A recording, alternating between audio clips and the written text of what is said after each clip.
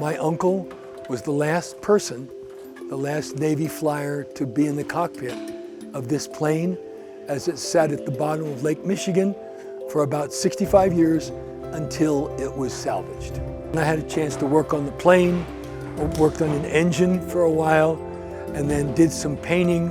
It was a very emotional moment for me for two reasons. One is to see that plane and knowing that that plane said Lieutenant Lendo on it, which was the Navy tradition for all these carrier-based planes. And to think that, you know, when I saw my name on it, that became a deeply personal moment.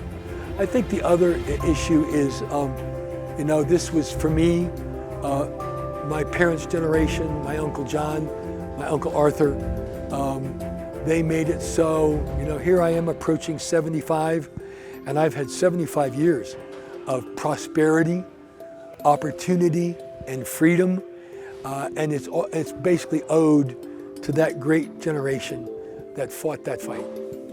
Actually, two of my uncles at the time I was born were missing in action.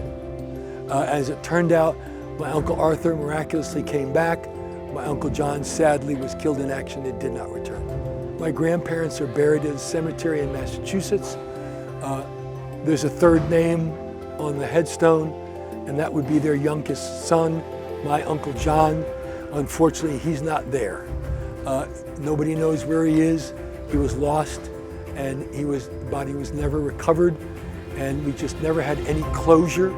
So from a family point of view, we hope that eventually, after the plane spends a period of time here with the good folks in Kalamazoo, it's going to find its eventual resting place in an air museum at Pearl Harbor, Honolulu, Hawaii.